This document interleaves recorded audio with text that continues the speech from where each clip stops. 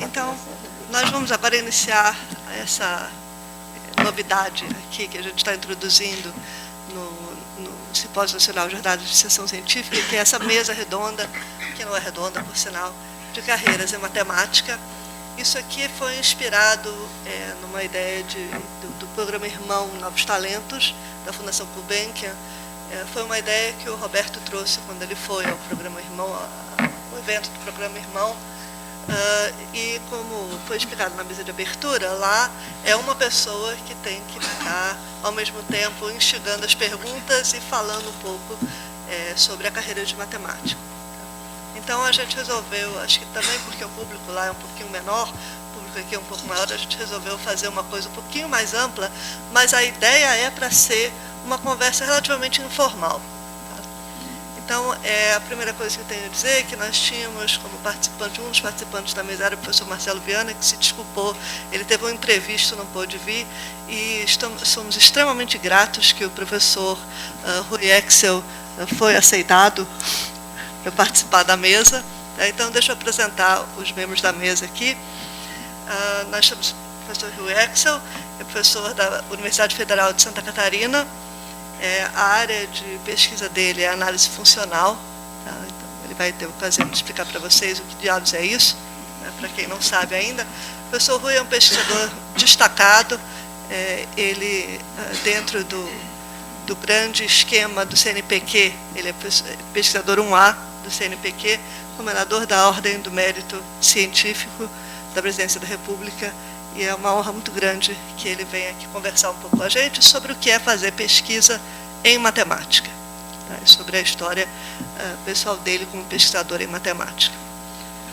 Ao meu lado aqui temos o professor Abramo Efes. O professor Abramo é professor da Universidade Federal Fluminense, que é aqui em Niterói, do outro lado do riozinho aqui. O professor Abramo também tem a Ordem do Mérito Científico e também é membro da Academia Brasileira de Ciências. Tem grande experiência em atividades de extensão direcionadas ao ensino. Pesquisador destacado, também com grande experiência em serviço à comunidade, especificamente na área de ensino. É um prazer muito especial ter aqui a professora Maria Laura Leite Lopes. A professora Maria Laura não é uma jovem pesquisadora, tá? Mas jovem em espírito, sem dúvida. Né?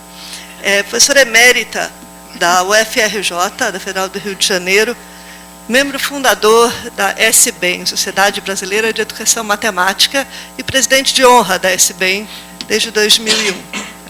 Então, a professora Maria Laura também tem uma atuação extremamente destacada na área de educação matemática no nosso país e vai nos contar um pouco sobre isso. Ela é coordenadora do projeto Fundão e vai nos contar um pouco sobre isso. Tá? Sobre isso aí é uma das atividades importantes da carreira de um matemático, atividade como educador. E temos aqui o professor Fábio Ramos. O professor Fábio Ramos é um jovem doutorado de 2007, e tem uma experiência também interessante para nos contar a respeito do que é começar uma carreira científica, uma carreira de matemática no nosso país e também no exterior. O professor Fábio fez doutorado no Brasil, na UFRJ, e tem uma experiência de 2 anos no exterior como pós-doc. Tá? Então, ele vai nos contar um pouquinho sobre isso. E, bom, eu acho que sem mais delongas vou passar a palavra, então, professora Maria Laura.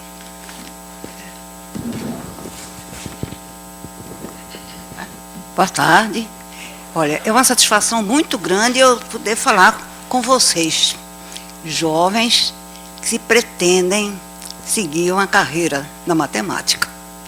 Eu acho que eu sou da primeira leva, realmente, dos matemáticos brasileiros do Rio de Janeiro, que começamos a fazer uma universidade pensando em fazer matemática.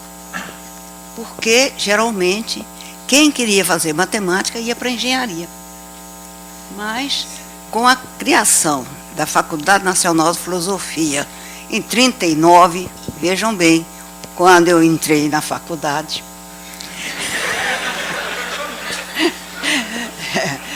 já tínhamos a perspectiva de fazer a carreira de matemático.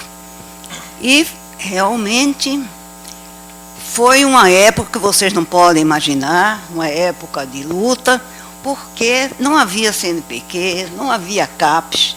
Então, aqueles que queriam se dedicar à ciência, fazer pesquisa, seja em matemática, física, química, tinha que ser com seus próprios meios, seus próprios, com a sua vontade.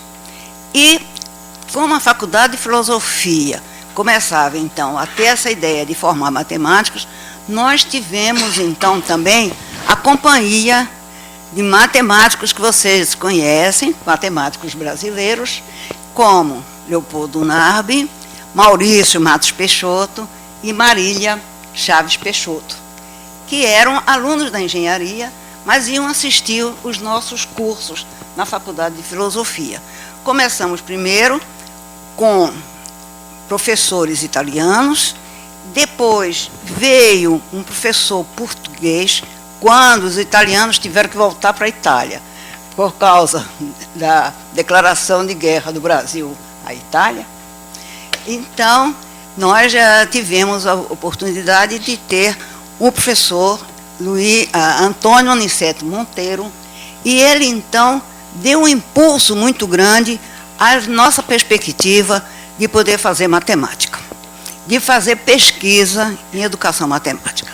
Ele dava os cursos avançados, já em topologia, álgebra abstrata, teoria dos reticulados, que na época estava ficando na moda, e nós, então, entramos nessa seara, e com 51, com a criação do CNPq, aí tivemos os primeiros bolsistas, que vieram de todo o Brasil. Vocês aqui, eu acho que temos, assim, uma representação do Brasil. Não é isso, Helena? Então, isso aí. Quem é de Pernambuco?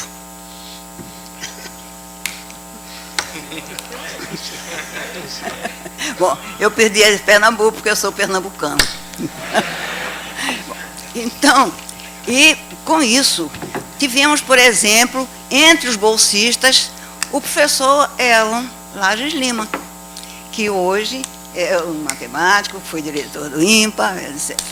Mas vocês não imaginam, a luta era grande, mas que a gente conseguiu vencer, e vencemos de tal maneira que hoje eu vejo a realização do INPA como um grande centro de matemática, não somente aqui do Brasil, do Rio de Janeiro, do Brasil, mas da América Latina. Então, essa importância é muito grande e me dá uma satisfação muito grande. Entretanto, eu saí da área de fazer pesquisas, matemática. Por quê? Porque em 69 eu fui aposentada pelo AI-5. E indo então para a França, indo para Estrasburgo, eu tive a oportunidade então de trabalhar no Instituto de Pesquisa em Educação, em Ensino da Matemática, IREME, do qual era diretor o matemático Jorge Gleiser. E o Jorge Gleiser era um matemático, no dizer de Schwartz, na sua biografia, ele, depois de doutorado em Nancy, ele foi nomeado para Estrasburgo, ficou em Estrasburgo e Estrasburgo desenvolveu uma matemática, tendo demonstrado um teorema importante, difícil, sobre funções simétricas diferenciáveis de várias variáveis. Mas o Gleiser, sendo um matemático, ele gostava muito de dar aula, aliás, ele tinha sido professor do ensino secundário. E depois de uma grande aula, de uma exposição que ele fez, que achou que tinha sido muito claro, que o assunto era fácil, e ele se deu conta que os alunos não tinham entendido nada. Olha, eu acho que passa isso com muito de nós. Eu acho que... Então, ele diz o seguinte nessa declaração dele: eu percebi que nós ensinamos em plena neblina. E foi querendo tirar essa neblina que ele começou a fazer o que na França, na Alemanha, na Espanha, chama didática da matemática. E que nós aqui, Estados Unidos, Inglaterra, Brasil, nós chamamos educação matemática. E foi exatamente essa oportunidade que eu tive de trabalhar no IREM, com Gleiser, Provenagem, um grupo. Eu, voltando ao Brasil, eu disse, não, é preciso também fazer alguma coisa dentro da universidade para que nós possamos também deixar de ensinar em plena neblina.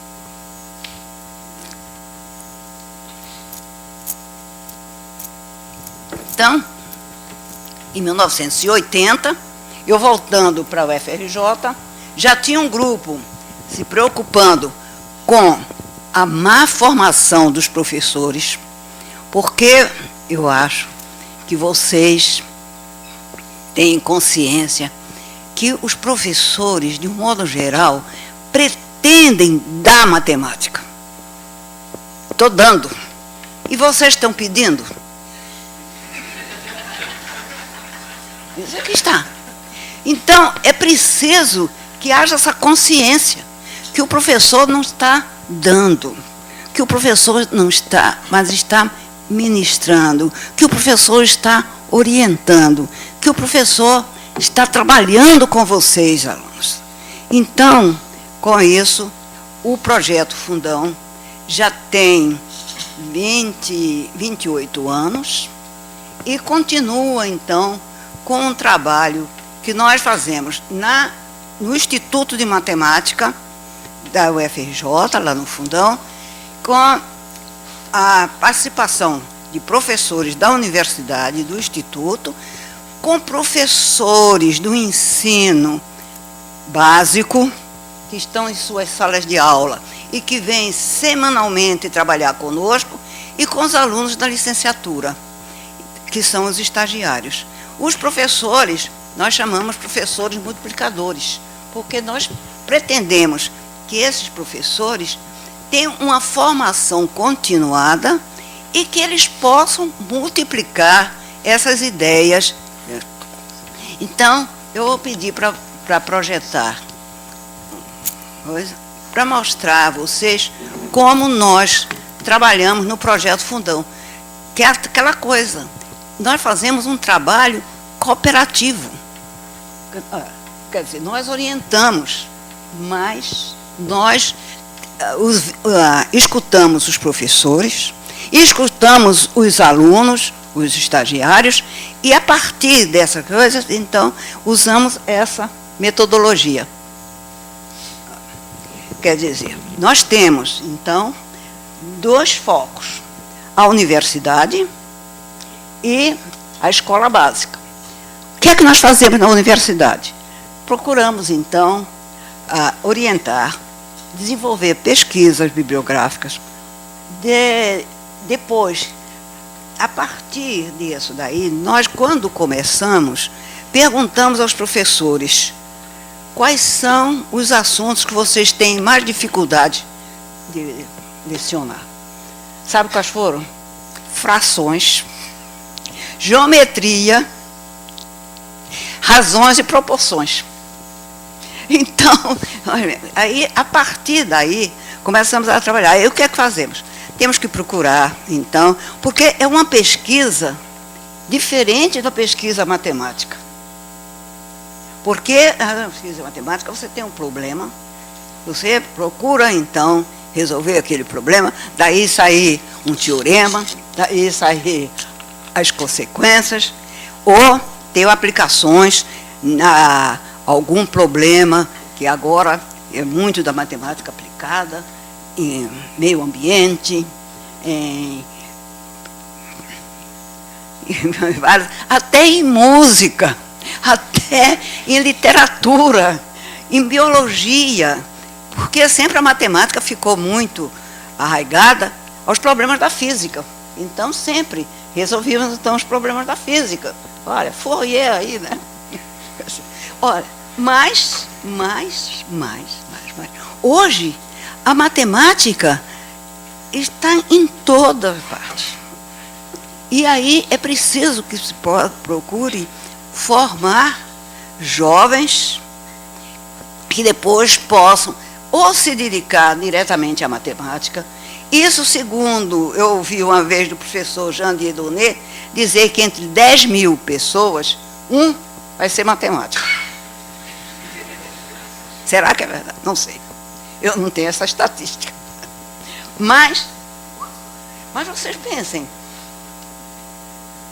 Eu digo às vezes, aquele que vai ser matemático vai ser até apesar do professor. Porque ele tem aquela bossa, tem aquela vontade, tem aquela curiosidade de resolver o problema. Agora, cada vez mais a matemática está na física, na química, na biologia. E graças a quê? Graças ao desenvolvimento da teoria da computação. Por quê?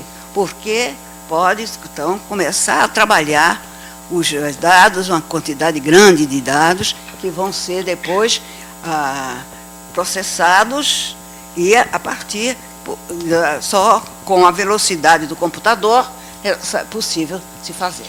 Certo? Então, hoje, você não tem uma diferença grande, que é matemática pura, matemática aplicada. Por quê? Para você fazer uma matemática aplicada, você tem que saber a teoria toda. Agora, muitas vezes também, o matemático, vamos dizer, puro, ele procura resolver um problema, e como dizia um amigo meu, JJ Jambiage, vocês matemáticos inventam uma porção de teoria, mas só entendem quando nós físicos aplicamos. Então, a isso daí, a matemática passou a ter. Mas, quando você faz a matemática aplicada, você está usando o quê? Os conhecimentos que foram obtidos, que foram. É matemática pura. Dita. Porque até eu tenho um livrinho em francês que diz assim: matemática pura. Mathématique pure. Existe-t-elle? Não sei. Tá? Bom, mas aí, vamos, eu estou, desculpe, assim, tomei uma estrada secundária. Então, fazendo a pesquisa bibliográfica, aí, a partir das necessidades, então, ou problemas que os professores têm dificuldades de levar para a sua sala de aula, ou problemas que não são muito tratados no currículo. Então, isso daí, a partir disso daí, que nós fazemos em grupo, quando tiver meu tempo, você diz. Nós temos, então, trabalho temático em grupo, fazemos, então, elaboramos, a partir desse grupo, atividades. Essas atividades são levadas para a escola básica, fazendo experiência, partindo da experiência dos professores, fazendo testagens em suas salas de aula, e depois, isso daí tudo vocês veem, que é um ciclo, vem de um lado para outro, as flechas, tá? E depois, então, porque muitas vezes vocês pensam, tem um livro, o livro, aquele que escreveu o livro achou que estava tão claro, é o que Glaser diz. Quando vai para a sala de aula, percebe que não está assim tão simples, tão fácil. Porque, vejam bem, é uma pesquisa de um modo diferente da pesquisa matemática. Mas é um dos ramos de pesquisa que é preciso que seja desenvolvido e, principalmente, que tenham jovens idealistas que resolvam ser professores da escola básica. Mas, para isso, o governo agora está falando muito, precisamos melhorar a educação, precisamos. Mas aí, há duas condições. Uma condição é que melhorem o salário desses professores. Segundo, que dê condições para esses professores poderem trabalhar, escolas bem equipadas, etc. E eu acho que mais importante é a própria valorização desse professor pela sua competência. Porque se o professor não é competente, se o professor não chega aos alunos, esse professor não se valoriza. A partir desse nosso trabalho, então só depois desse ciclo todo, nós publicamos, e você agora pode, por favor, publicar já a coleção de livros do Projeto Fundão. Temos aí 19 livros. Os 3 primeiros, exatamente, foi Geometria na Era da Imagem do Movimento, Números e Razões de Proporções. Depois, temos versos sobre frações, sobre função, construído o conceito de função, porque quanto a humanidade demorou os matemáticos para definir função. E você chega, dá aquela definição de relação dos conjuntos, etc. E o aluno fica sem saber, não sabe aplicar. Então, isso daí. Os 2 últimos são grafos, que também é agora um assunto que está na ordem do dia, porque tem muitas aplicações, e nós procuramos fazer as atividades não como geralmente se dá: definição, teorema, demonstração, às vezes aplicação. Não, muito pelo contrário, queremos que, a partir de uma atividade, esse aluno possa construir o seu conhecimento. Outra coisa também que nós insistimos muito: a matemática serve principalmente para o tratamento da informação, que agora até um bloco do ensino dos guias curriculares, para entender gráficos, para entender as probabilidades, todo o tratamento da informação, mas também a linguagem para você, a partir de um texto, você poder, então, construir o conceito. Tá? Por isso, temos 3 livros, um tratamento da informação, para a escola, até para a escola básica, lá para baixo, para as crianças. Depois, para a escola média, depois nós temos histórias para introduzir combinatória e probabilidade, e agora temos aí outros livros, como agora vocês estão vendo sempre dizendo, é preciso ensinar matemática financeira. Então, nós já avançamos um pouco, já acaba de ser publicado pelo projeto um livro de matemática financeira. Tá? Bom, eu agora gostaria que vocês me fizessem perguntas. Acho que cada um dos membros da mesa vai falar um pouquinho, aí depois a gente abre para perguntas em geral de todo mundo sobre as diferentes temáticas que tem aqui na mesa. Então, eu queria passar a palavra agora para a professora Abramo.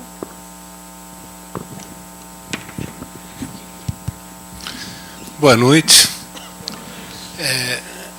Realmente é um enorme prazer ver um auditório assim grande, cheio de jovens, né? Eu lembro de alguns anos atrás, quando a gente conseguia colocar meia dúzia de gatos pingados para a gente falar de matemática, já era uma grande conquista, né? A gente fica extremamente feliz de ver o envolvimento e ouvir rumores aí do que o nível está altíssimo, né? As pessoas estão maravilhadas com os trabalhos apresentados pelos alunos, o grau de profissionalismo precoce, né? E eu acho isso maravilhoso. Bom, eu vou pegar uma carona da Maria Laura e vou andar 27 anos para frente, falar um pouquinho da minha experiência, como é que foi minha trajetória dentro da matemática, né?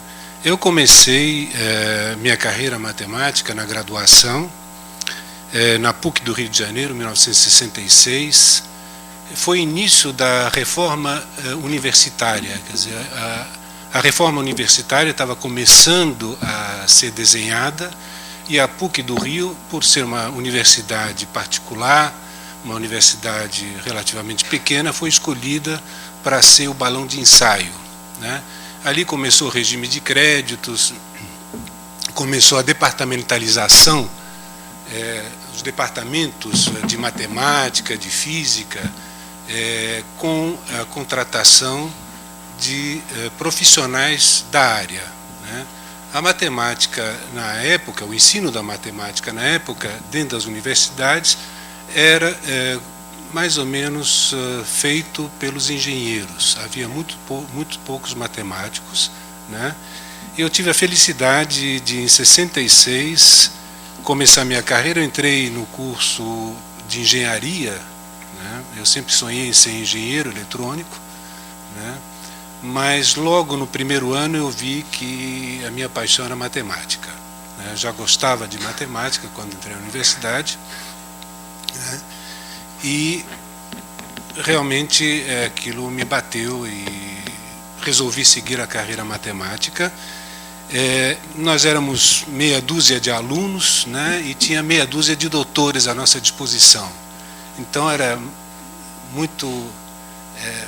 enfim, era um privilégio a gente poder bater na porta de um professor desse e pedir orientação, tirar dúvidas, resolver exercícios. Nós estavam totalmente à nossa disposição. Tive o privilégio de ser aluno na graduação do Elon, né? O Elon teve uma influência bastante grande na minha carreira, especialmente num episódio que eu vou contar mais adiante, né? E na sua bibliografia, certamente. Bom, a minha trajetória não foi linear, quer dizer, normalmente é graduação, mestrado, doutorado, né? Eu comecei a graduação e no meio da graduação, bom, nós estávamos em 67, 68, era época de grande efervescência política, né? Os estudantes, muitos deles se envolvendo em atividades, e a ditadura naquela época era bastante acirrada, e alguns de nós tiveram a sua carreira, digamos, interrompida de certa forma, né? E como a Maria Laura falou, foram obrigados, alguns de nós fomos obrigados a ir para o exterior, né? Foi então que eu comecei uma nova fase da minha vida, indo para a Itália, né? O Elon me ajudou muito nessa época, ele que me deu as cartas de recomendação para eu poder me apresentar, né?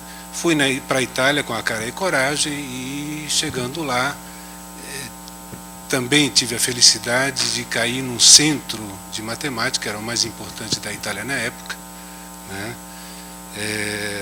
Fui orientado pelo Andreotti, Aldo Andreotti, um grande matemático do século XX, né? E tive colegas de sala perto de mim, Medalha Field, Bombieri, os matemáticos Procesi, De Giorgi, Stampacchi, Avesentini.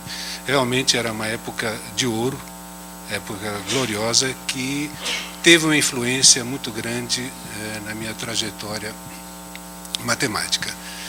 Bom, naquela época na Itália não existia um doutorado, né? Existia simplesmente o curso de graduação, a pessoa se formava e tinha o título de doutor em matemática, né? Mas eram 4 anos de graduação. Isso me causou certos problemas, porque quando voltei para o Brasil era considerado doutor sem ser doutor. Eu não queria ser doutor, né? Mas fui trabalhar na universidade, né? E quando pedi para sair e fazer o doutorado, né, a universidade me disse: não, você já é doutor. Eu tive que rejeitar o título de doutor, dizendo: não, eu queria sair para fazer o doutorado. Transitei pelo INPA, posteriormente, na minha volta ao Brasil. Depois eu fui para a Universidade Federal do Espírito Santo, onde passei 10 anos, né? Eu gosto muito de lugar em construção, né? Eu gosto muito de lugar que ainda não está acabado, né, onde as coisas não estão totalmente definidas, né, e eu acho muito desafiante. Isso está acontecendo novamente no país, onde estão sendo criadas novas universidades, né, onde jovens estão podendo também contribuir na construção de departamentos de matemática, de universidades. Essa experiência no Espírito Santo, para mim, foi muito interessante. Realmente tivemos ali a oportunidade de criar um departamento de matemática que já tem uma certa tradição.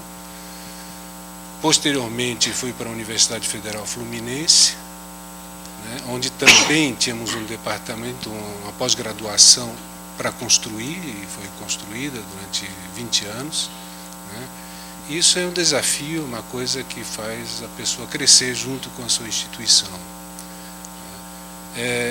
Para quem viveu aquela época de 68, teve uma certa influência de uma visão social bastante acirrada, coisa que hoje em dia a gente sente um pouco falta nos nossos jovens, né? Eu sinto falta nos meus filhos, por exemplo, nos meus alunos, essa visão mais social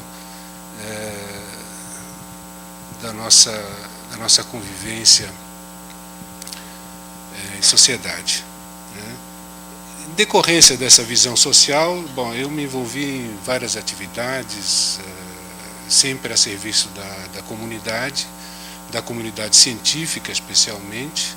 Né? Dei bastante energia para a Sociedade Brasileira de Matemática, fui secretário-geral, fui várias vezes membro do comitê assessor do CNPq, dos comitês de área da CAPES. Enfim, acho que são serviços que a gente tem que prestar à coletividade. Né? Mas uma coisa que eu gosto muito, né, é de ensinar. Eu gosto muito de dar aula, gosto do contato com os alunos. Eu acho que essa é a coisa mais que nos realiza mais. A mim, pessoalmente, me realiza mais. Então, eu gosto de escrever livros pensando nos alunos. Né? Gosto de orientar alunos, né? Os meus orientandos são meus verdadeiros colaboradores. Né? Nós sempre nos colocamos pé de igualdade. Eu acho que eu falo besteira, ele tem direito a falar besteira também, e a gente vai crescendo, a gente vai construindo os teoremas, construindo os trabalhos, as teses de doutorado e as teses de mestrado. Né? Essa visão de mundo, eu acho que vem de uma certa história que vai sendo construída ao longo do tempo. Né? São coisas que a gente passou, né? Mas a gente não tem muita saudade de certas épocas. Né? Vocês são felizes de não ter vivenciado certas épocas no nosso país. Né? Essas coisas se apagam da memória, é impressionante. Né? Hoje em dia o país é um país democrático, livre, cada um fala o que pensa, né? Cada um escolhe a religião que quer, enfim. Eu acho que é um dos países onde a liberdade é bastante grande, né? Comparado com outros lugares. Esse país é um país muito generoso, né? Porque acolhe muito bem os imigrantes. Né? Eu, talvez vocês não reconheçam pelo meu sotaque, né? Eu sou imigrante. Né? E eu fui muito bem recebido por esse país. Optei em ser brasileiro, sou naturalizado brasileiro. Né? O povo desse país é realmente muito receptivo. Se me perguntarem hoje em dia, eu vivi em muitos lugares do mundo, estive muitos anos na Itália, vivi na Dinamarca, nos Estados Unidos. E se me perguntarem onde você gostaria, você já me fizeram essa pergunta, já me fiz essa pergunta de viver, eu diria que é o Brasil, né? Essa terra generosa. Enfim, uma terra cheia de oportunidades, né? Eu espero que vocês, jovens, né, tenham essas oportunidades a nossa profissão, né, de matemáticos, de professores de matemática ainda é bastante promissora. Acho que tem muito lugar para muita gente, né? E vocês são a geração, né, que vai continuar a história que foi começada em 1939 e passou depois por 66, enfim, agora nos anos 2010.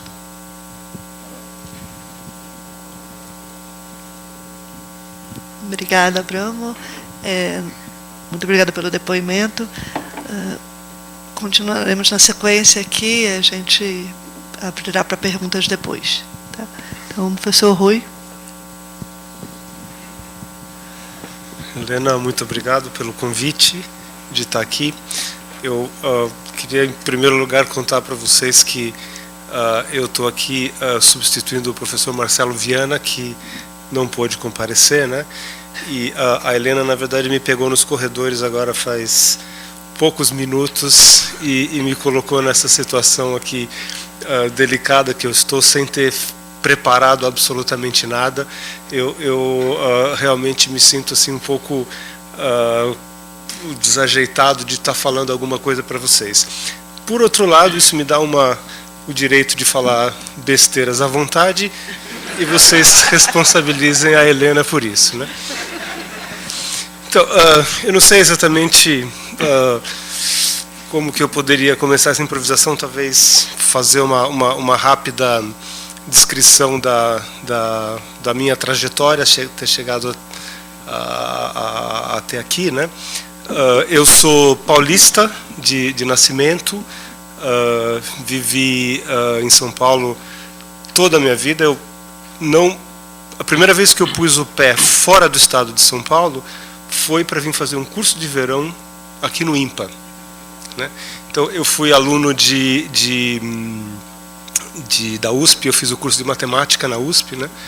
E durante o meu curso de matemática eu fui muito influenciado pelo grupo de álgebra da USP, o professor César Polsino, Hector Merklin, etc.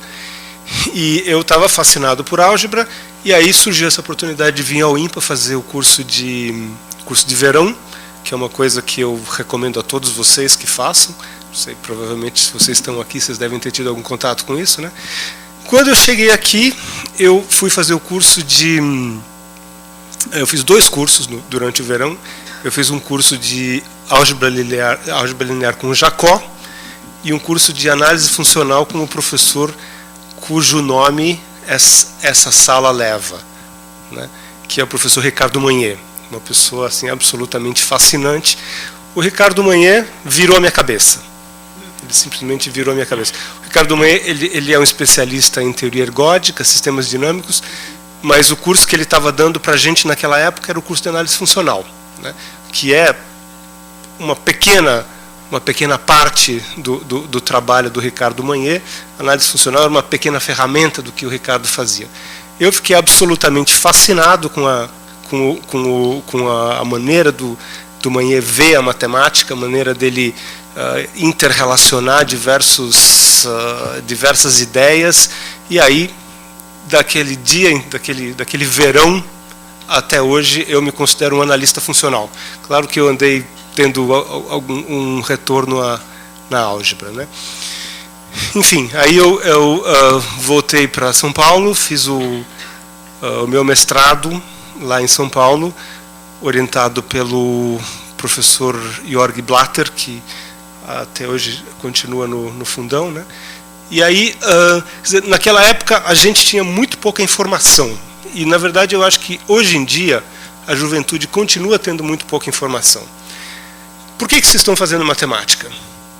O que fez vocês optarem por matemática?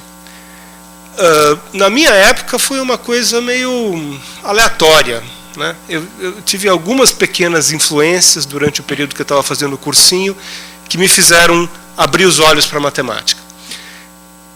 Em países onde a circulação de informação é maior, como por exemplo nos Estados Unidos, quando surge no horizonte a perspectiva de um crescimento da universidade, tem uma enxurrada de alunos que começam a se preparar para tirar vantagem da possibilidade de emprego que vai surgir daí para frente, né? Eu não sei se vocês acompanham, mas quando tem uma recessão nos Estados Unidos, a universidade começa a receber menos verbas, o número de empregos cai, e aí imediatamente isso daí se reflete lá no início do processo, que é uma redução do número de alunos entrando na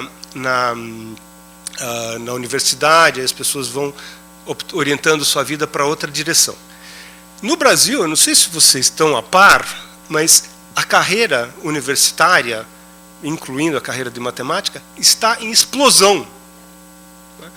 O número de concursos que têm sido abertos nas universidades pelo Brasil afora é uma coisa obscena. Em Santa Catarina, onde eu trabalho, recentemente nós tivemos abertura de 9 concursos para tentar contratar professor. Desses 9 concursos nós conseguimos preencher, se não me engano, 4 ou 5, e nós tivemos várias vagas que ficaram abertas. Certo? Por quê? Porque está tendo uma expansão gigantesca do sistema universitário no Brasil, com o ProUni e todas essas coisas, e vocês têm que se preparar, vocês têm que ir para casa, falar para os seus vizinhos, vai fazer matemática, porque a chance de vocês terem sucesso profissional na vida é muito grande, né? O número de empregos que estão sendo abertos é muito grande. E, de fato, o Brasil precisa de uma expansão do sistema universitário muito significativa, né? O tamanho do sistema universitário no Brasil, hoje em dia, é muito pequeno para o tamanho do país.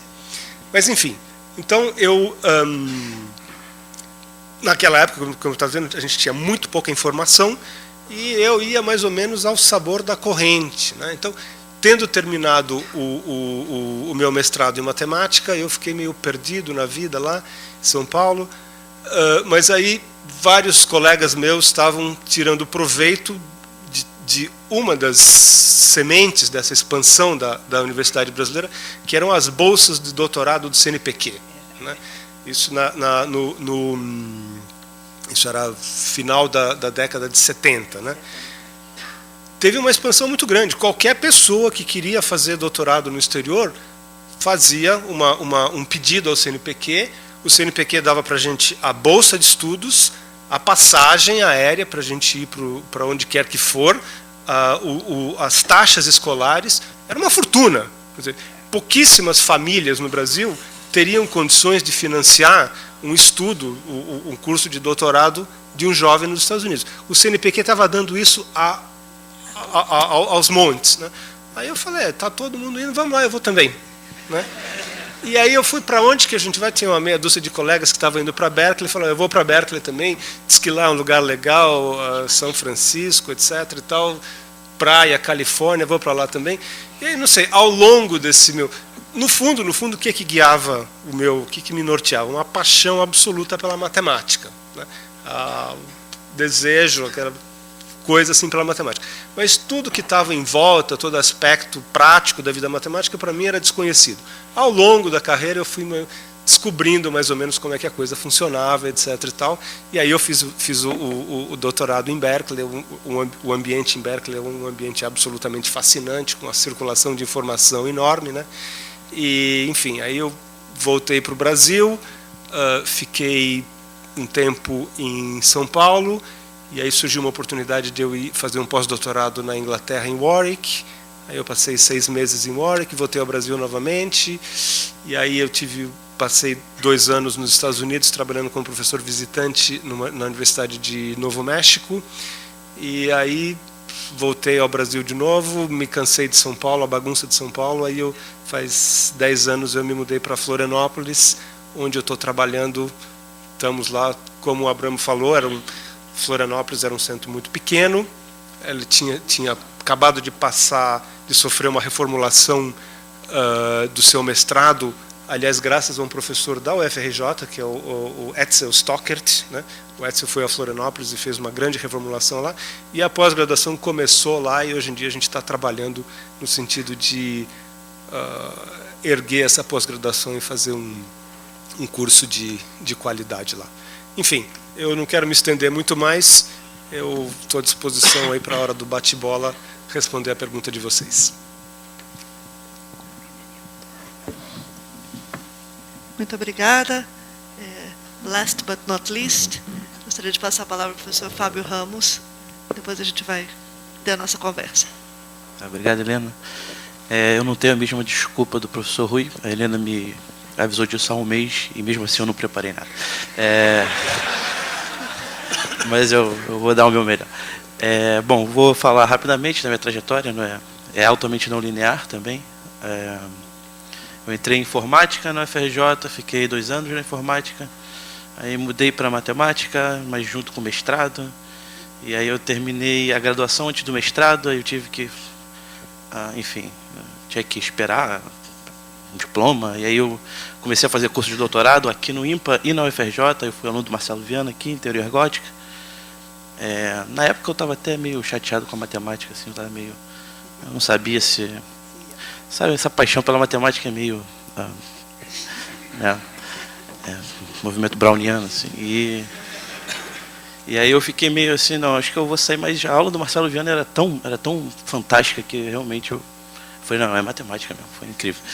E, bom, aí eu comecei a trabalhar com o Ricardo Rosa, que foi meu orientador de mestrado e doutorado. O Ricardo, que é um grande matemático e um grande amigo meu também. Enfim, aí eu comecei a fazer os cursos de doutorado antes de terminar o mestrado. Aí, bom, dado momento eu ganhei vários diplomas, assim, você terminou várias coisas, legal. E aí eu fiquei alguns meses no Brasil, aí eu fiquei 1 ano no doutorado no Brasil, sob orientação do Ricardo Rosa. E aí fui para Bloomington, para a Indiana University, trabalhar com o Ricardo e com o Roger Teman. Fiquei lá uns 6 meses, aí escrevemos um artigo, voltamos. Eu fiquei mais 1 ano, aí depois fiquei 1 ano em Chicago, trabalhando com Peter Constantine. Não é legal que nem Berkeley, Califórnia, etc. É frio para burro, mas é legal. Mas é legal, a cidade é bacana. Aí fiquei 1 ano em Chicago e o Peter é um cara fantástico, até hoje considero meus mentores. Aí foi quando eu comecei a trocar e-mails com a Helena. E aí eu também estava meio assim aleatório, estava meio, matemática, etc., fazendo matemática, eu também não levava aquilo meio com carreira, eu só gostava de fazer matemática. Aí acho que foi quando falou, não, você tem que aplicar para pós-doc. Aí eu não estava, aí eu falei, mesmo, tem que arrumar um emprego. Aí não estava muito claro. Aí eu comecei a trocar e-mails com a Helena é muito importante, ela sabe disso. Eu falei, não, ela escreveu cartas de recomendação para mim, eu falei, mesmo, eu tenho que me organizar. Aí eu apliquei para vários lugares, fui aceito em alguns lugares, pós-doc, e surpreendentemente eu fui para Israel. O que muitos de vocês considerariam loucura, mas Israel é o meu lugar preferido no mundo, assim, é um lugar super bacana. Eu fui para o Weizmann Institute of Science, trabalhei com Idris Titi. Eu sempre tive um certo pé com a física, eu gosto muito de física, fiz muitos cursos de física, tenho muitos amigos físicos, enfim, só não sei física, mas eu gosto muito de física. E aí eu fui para o Weizmann trabalhar com o Idris Titi, um grande matemático na minha área, e para colaborar também com alguns físicos. Aí foi legal, eu aprendi bastante física com caras tipo Itamar Procacia, Victor Lvov, Steinberg, pessoal super bacana. Aí fiquei lá 1 ano e meio, 1 ano, aí fui para Bonn, trabalhar com o Felix Otto, que é um dos grandes analistas dos nossos tempos, é um cara espetacular, um grande matemático e um grande caráter também. Aí trabalhei lá 1 ano e pouco, 1 ano, aí voltei para o Weizmann, voltei para lá, enfim, eu fiquei saltando entre países. E aí voltei para o Rio em abril. Então, desde que eu mudei para matemática, eu morei em várias cidades e foram várias cidades, mas eu estava tentando, quando a Helena pediu para eu falar da minha carreira, curta carreira até agora, aí eu estava tentando traçar assim, algum fio de areagem, tipo, o que alguma coisa tem que fazer sentido aqui. E aí eu acho que eu cheguei à mesma conclusão que o professor Rui, que eu só queria me divertir, no fim das contas, eu só estava me divertindo. Então, acho que essa foi a única coisa que realmente que foi consistente em toda a trajetória, eu me diverti, mas... E quanto ao que o professor Abramo falou, que a gente é menos social hoje em dia, eu não sei se isso é verdade. É porque a gente tem menos... É porque ser social naquela época talvez era uma coisa ideológica, né? E eles têm 50 mil amigos no Orkut. Eles são definitivamente, incrivelmente sociais. Eles só não ligam para coisa abstrata do social, mas eles definitivamente são bem sociais. E aí, essa é uma outra coisa consistente dessa trajetória, é que acho que a única coisa que me... Assim, eu também eu sou geração meio Orkut, eu não tenho mais, mas eu tive.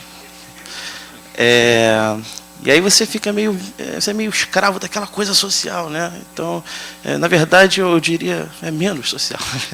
Mas tem uma coisa legal que faz sentido nisso tudo, é que, aí voltando ao ponto da professora Maria Laura, que é o seguinte, você dá a matemática, mas eles não pediram, né? Eu não pedi nada, enfim. Mas é uma coisa que tem essa diferença entre você ficar aqui, aquela coisa... Matemática é meio autista, né? O cara pode ficar ali meses só com aquele problema. Eu sou. Eu posso ficar bastante tempo ali só olhando aquela coisinha ali. Mas às vezes você quer ser um pouco social. É uma coisa que faz diferença se você está em grandes centros como o IMPA, ou Berkeley, é que você vê as pessoas que fazem matemática. Você começa a tratar a matemática de maneira mais pessoal. E aí, essa foi a diversão de todas. Não é... Quando eu lembro de Chicago, eu lembro da cidade, claro, do blues, mas eu lembro do Peter, eu lembro da Alemanha, eu lembro do Felix Otto. Do IMPA, eu lembro muito bem do Marcelo Viana. Enfim, são pessoas extraordinárias. A boa coisa da matemática é que, do mundo acadêmico, você conhece pessoas realmente extraordinárias. Então, e você eu pelo menos, eu trato matemática de maneira bem pessoal. Eu não chamo teorema espectral, eu chamo teorema do Hilbert. Eu falo, o Hilbert provou isso aqui. Eu boto teorema boto o nome de todo mundo. Então, quando você começa a tratar matemática de maneira mais orkutiana, você fala, bom, esse cara que provou isso, mas ele foi aluno de quem? Aí você vai lá no Method Genealogy Project e fala, esse cara foi orientado por isso, enfim, você vai embora. Então, acho que são essas duas coisas que são consistentes, a diversão e o contato com pessoas incríveis. Eu dei recentemente uma palestra na Palestina. Bom, não existe politicamente a Palestina, mas é West Bank. Eu voltei de carro com Claude Bardot, um grande matemático francês. E ele estava falando isso. Ele falou, sabe, Fábio, a coisa legal da matemática é que você pode se dar ao luxo de ser bom caráter. Sabe? É um mundo acadêmico onde há poucas áreas onde você pode se dar ao luxo de ser bom caráter. E se você for bom caráter, você... bom matemática, você até ganha certos... benefícios, né? Fora daqui a coisa fica dura. Eu me lembro que quando eu estava no Weizmann, eu recebi uma proposta de trabalhar na Braven Howard, então carreiras em matemática, tem que falar que eu podia ter tido outra carreira. Claro que ia ser curta, mas Braven Howard, que é um hedge fund, uma coisa absurda de dinheiro, e eles me ofereceram dinheiro infinito, assim, muitas centenas de milhares de dólares para trabalhar em Londres. Eu perguntei quantas horas por semana, ele falou todas as horas por semana. Mas não, mas existe essa possibilidade. Se um dia você falar, eu quero muito, enfim, dependendo da sua área. Isso aconteceu comigo. Eu estava lá fazendo minha matemática, ganhando muito pouco, e os caras, não, você vai ganhar 30 vezes o que você ganha. Aí durante um momento eu pensei, mentira, eu nunca pensei em largar a matemática. Não pensei nem um segundo, mas tem uma certa interseção hoje com essa coisa do mercado financeiro. Teve um professor da UFRJ que saiu, está lá em Londres agora, o Cássio, foi orientado pelo Pierre Lyons, e com toda aquela matemática sofisticada, e está lá ganhando muito dinheiro. Mas tem outras coisas. Certamente, a matemática faz contato com muitas outras áreas e tem escapatória se algum dia você ficar chateado com o mundo acadêmico, mas eu acho que isso não vai acontecer. Bom, eu não preparei nada, é isso aí, eu não vou ficar enrolando mais vocês, não.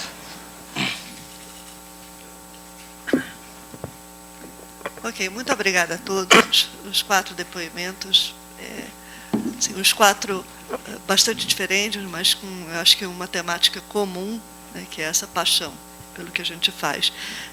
Eu vou abrir para perguntas. Eu fiz uma lista. Não pode ainda, Bernardo.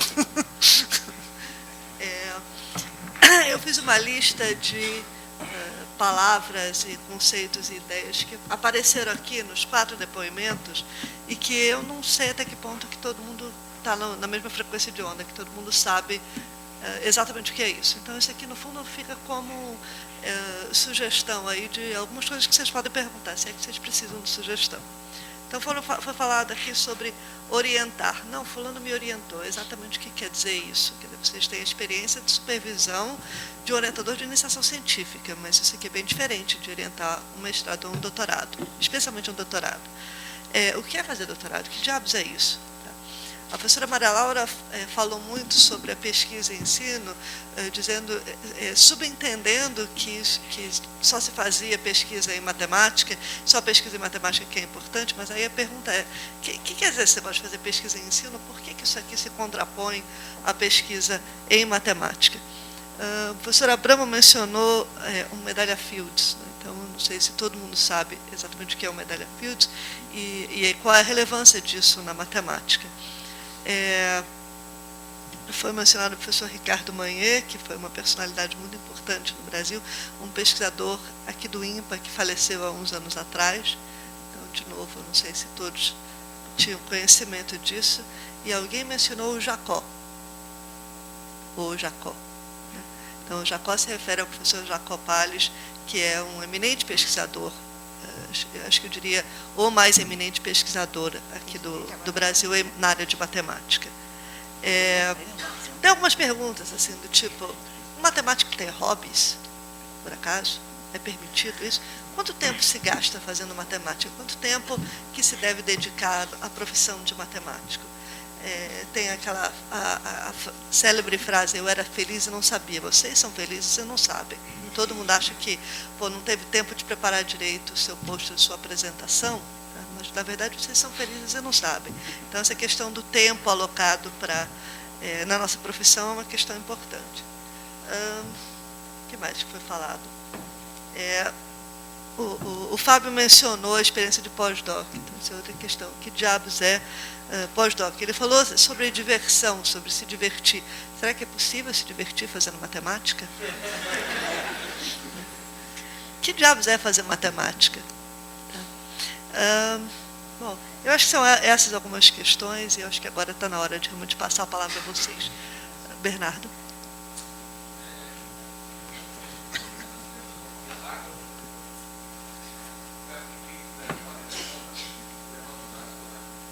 Bom, passo caneta marca-texto, daquelas bem gritantes nas palavras do Rui. Hoje, aqui no Brasil, a gente vive um momento onde a profissão de matemático, de professor universitário de matemática, é cada vez mais demandada. Falta material humano, sobra emprego. Pegar outras coleções de coisas que vocês falaram. Matemática nos permite, adorei essa, ser bom caráter. Né? Coisa que talvez outras profissões, mercado financeiro, não sei, advogados, né? Eu sempre detesto esse negócio de lista do melhor daquilo, mas quando a lista do melhor daquilo é algo que nos beneficia, a gente conta, né? Recentemente, talvez os próprios meninos devem ter ouvido falar, soltaram a lista lá nos Estados Unidos das profissões onde as pessoas são mais felizes. Em primeiro lugar estavam os matemáticos, em segundo lugar, nossos primos estatísticos.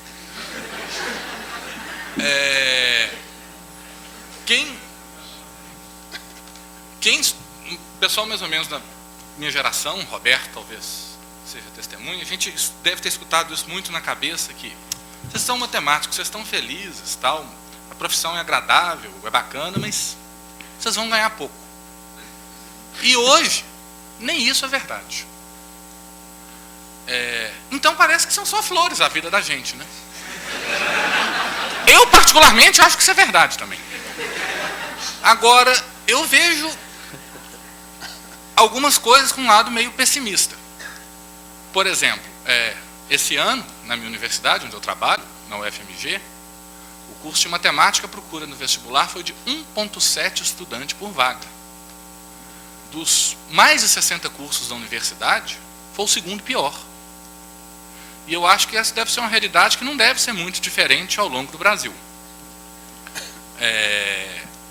Isso é triste, porque a gente vai recrutar pouca gente, teoricamente já não vão ser os estudantes, isso eu acho até irrelevante, tão bons quanto a gente gostaria, e eu vejo vários motivos que tentam explicar isso. Um deles é o fato de que, quando você é novo, bom, eu tenho uma teoria, quando você tem 17 anos, você não sabe direito nem a hora que você está com fome. Quando você tem 17 anos, você acha que fazer matemática é você ser igual ao seu professor do colégio, né? E a gente sabe que ser professor na escola básica, apesar de uma profissão super nobre, ela é cada vez menos valorizada, não me refiro só ao ponto de vista financeiro, menos valorizada em todos os aspectos. Então isso é uma coisa que afugenta as pessoas. Então eu acho que a gente vive essa dicotomia. E eu acho que esse lado pior que eu falei, aí eu acho que a tendência é piorar mais ainda. Eu acho que os cursos de matemática, eu tenho essa impressão, eles vão ser cada vez menos procurados. Então, eu queria saber de vocês, o que vocês acham que a gente, comunidade matemática, poderia fazer para reverter esse quadro lá embaixo, nos meninos de 17 anos, que eu acho que a situação não é boa. E a outra pergunta que eu vou fazer, talvez não tenha nada a ver com isso que eu estou falando, mas na explicação que eu vejo tem. Não sei se é um fenômeno nacional, mas lá em Belo Horizonte a pressão é cada vez maior para que se separe os cursos de bacharelado dos cursos de licenciatura o quanto antes. Vários advogam que essa separação deve ser feita, inclusive, no vestibular. Eu acho isso um absurdo, né? Bom, quando você tem 17 anos, você não sabe nem a hora que você está com fome, quiçá a diferença entre licenciatura e bacharelado em matemática.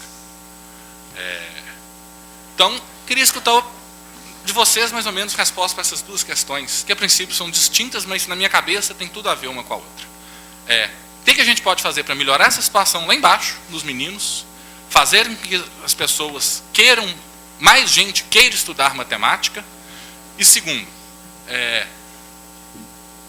o que vocês acham dessa distinção entre licenciatura e bacharelado? Na minha opinião, os cursos deveriam ser o mais próximos possível, né?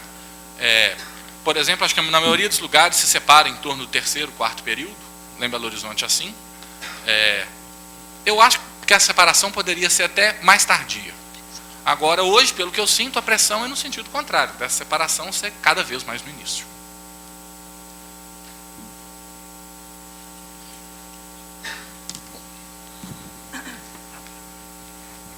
A Helena me convocou para tentar dar uma resposta. Eu acho que são questões muito complexas, né?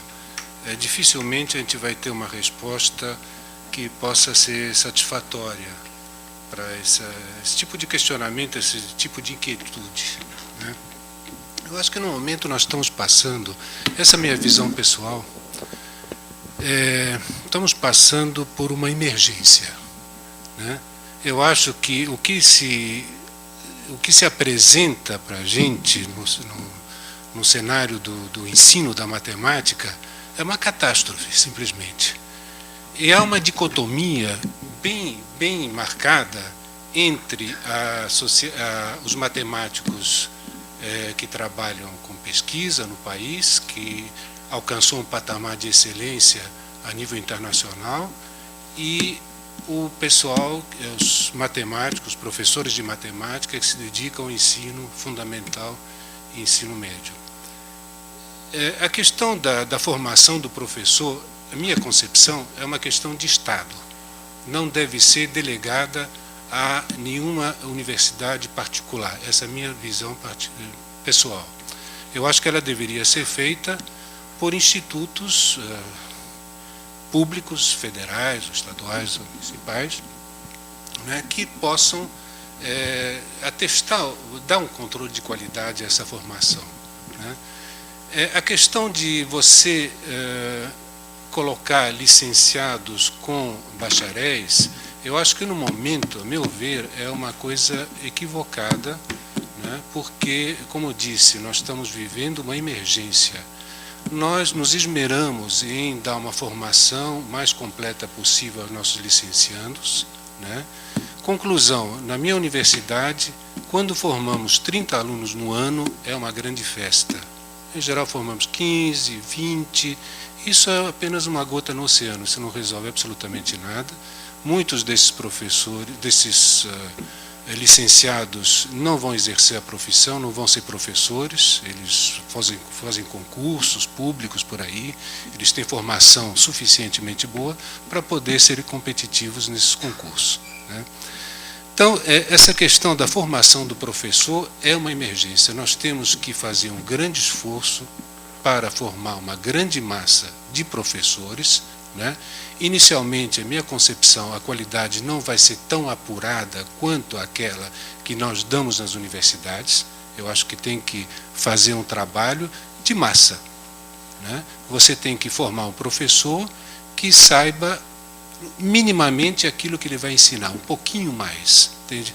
Na minha universidade se discute se o licenciando tem que fazer análise no RN, se tem que fazer isso ou aquilo. Eu acho isso aqui, na realidade, é um esforço desnecessário, um esforço jogado fora, porque não é aquilo que ele precisa para exercer sua profissão.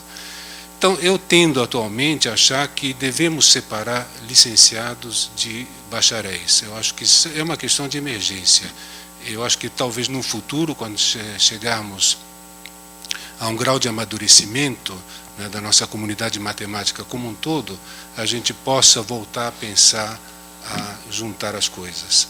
Mas eu acho que o professor tem que ter uma formação específica, digo de matemática mesmo, acho que tem que aprender aquelas disciplinas, aquele conteúdo que ele vai ensinar, talvez um pouquinho mais. Eu acho que as nossas licenciaturas, elas tendem a colocar muito mais além do que ele vai realmente precisar, e com isso se torna totalmente contraproducente, os números são realmente irrisórios, né? Então, pessoalmente, eu acho que a formação de professores deveria ser feita em institutos de educação, como era feito antigamente, né? E não na universidade, né? Por causa da grande quantidade de professores, são milhares e milhares de professores que tem que formar cada ano. O déficit é muito grande, né? Está se pensando agora, por exemplo, surgiram números nesse projeto Profmat, que é para dar um mestrado profissional para quem está exercendo a profissão. Eu acho que dando 1.000 vagas por ano, acho que a gente levaria cerca de 75 anos para atender a demanda que o país necessita, né? Nós não temos esse tempo todo. Então, acho que tem que fazer um grande esforço de massificar mesmo a formação de professores, né? Eu acho que o governo tem que fazer sua parte, tem que dar uma remuneração condizente, né? A sociedade como um todo tem que valorizar o professor. Eu acho que é uma profissão, pela sociedade, muito desvalorizada, né?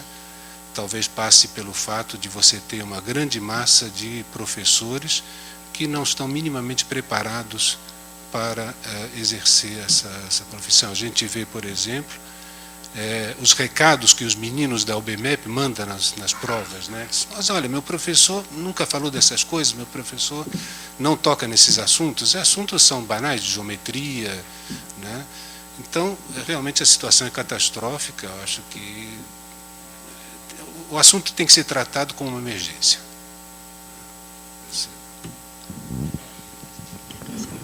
Bom, eu gostaria de chamar a atenção que depois eu fiquei pensando que a minha fala, eu só estava me preocupando com os professores do ensino básico.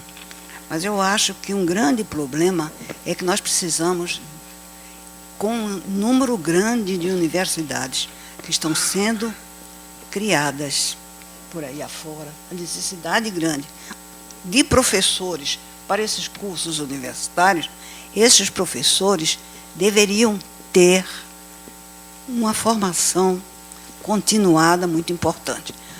Porque, como o Fábio disse, quando, nos anos 70, que os generais pensavam fazer o Brasil o grande país, um país grande, e que foi uma coisa muito boa, não vou ser contra, de desenvolver a pesquisa, de desenvolver a pós-graduação na universidade, que não existia.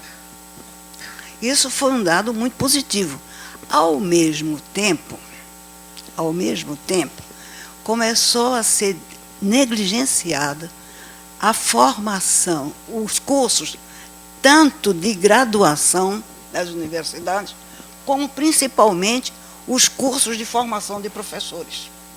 Foi uma coisa catastrófica terem acabado com aquelas escolas normais, onde os professores das primeiras séries tinham realmente uma ótima formação. Então, isso daí foi com a reforma universitária, a reforma de educação dos anos 68, 69, dos anos 70. Isso daí deu uma defasagem muito grande. Então, principalmente os cursos de licenciaturas começaram a ser considerados como menores, o que é uma falha muito grande. Porque quando nós, na UFRJ, começamos com o curso de licenciatura noturna, nós tivemos, então, um grande afluxo de jovens, às vezes outros menos jovens, querendo fazer a licenciatura, e precisamos agora pensar uma maneira de não haver essa dicotomia do bacharel e da licenciatura, mas tornar a licenciatura também um curso atraente e dando uma boa formação. Eu sei que é um problema complicado, mas, por exemplo, 2 ex-professores multiplicadores do Projeto Fundão, hoje, por concurso, são professores, um da Universidade Rural do Rio de Janeiro e a outra da UF, lá em Volta Redonda. Então, quer dizer, está havendo um movimento. Agora, nós não podemos pensar que podemos resolver esses problemas todos. Precisamos o quê? Ter um ideal de transformação. E essa transformação só pode ser com esforço, com exatamente uma preocupação daqueles que estão ministrando os cursos. É complicado, viu? Eu sei. O seu problema, a sua angústia é grande. Porque ainda hoje eu vi uma estatística aqui do Rio de Janeiro que foram formados apenas 11 professores de matemática e física. Então, estamos formando muito pouco, realmente.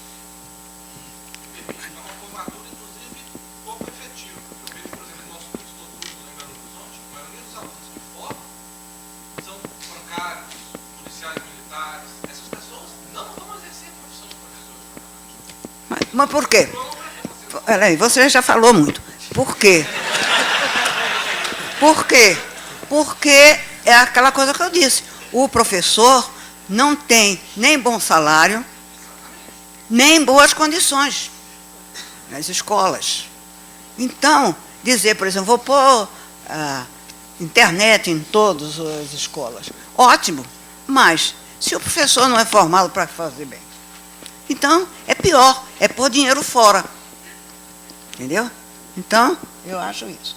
Eu agora pediria que quem fizesse alguma pergunta, coisa, fosse bem sucinto.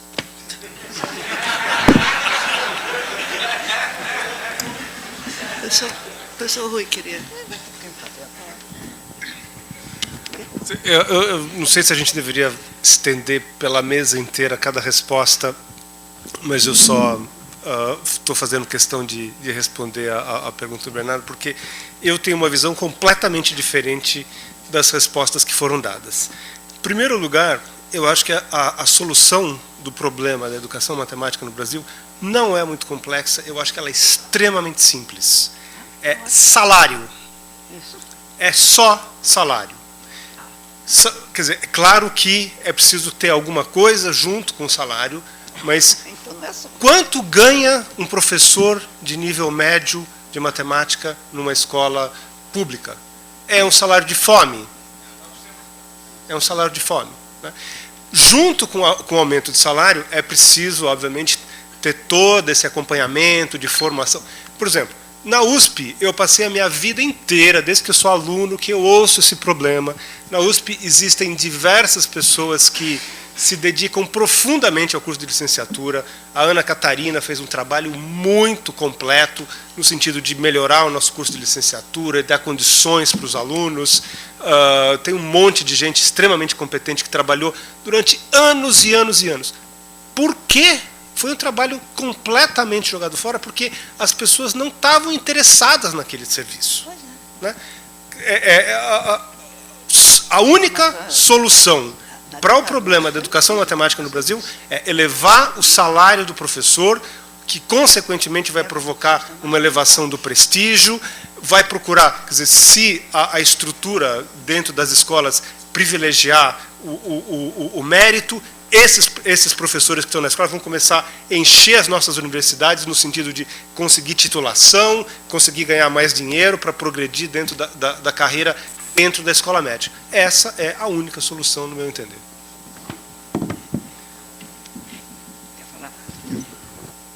Só para dizer que eu concordo inteiramente com o que o Rui disse. É óbvio, porque se o MEC cortasse... Se para cada burocrata que o MEC paga, se ele fosse extinguido, acho que dava para pagar uns 300 professores. Então, é menos burocracia, menos ideias mirabolantes, programa do não sei o quê, da internet, quadro eletrônico, etc. Não, é só giz, quadro e bom salário. É só isso, nada mais. Temos uma pergunta aqui. Meu nome é Abraão, eu sou da Universidade Federal de Alagoas. Uma pergunta que eu sempre faço aos meus professores, está aqui o professor Kresley, que não me deixa mentir, é a respeito da carreira matemática. Eu tenho muita ansiedade em saber como é a vida de um pesquisador, professor e orientador em matemática. Então, eu gostaria de perguntar ao professor Abramo, eu não poderia deixar passar em branco, ter a oportunidade de ter o professor Abramo aqui, de perguntar a ele como ele faz esse intercâmbio entre pesquisar, orientar e ensinar matemática. Eu acho que isso requer um tempo, eu gostaria como ele administra esse tempo da vida dele. E ao professor Rui, eu gostaria de perguntar, se possível fazer essas duas perguntas, qual o cenário em termos de análise funcional em relação às outras matérias no Brasil, as outras áreas? Só isso. Ótimo, obrigada pelo pouco.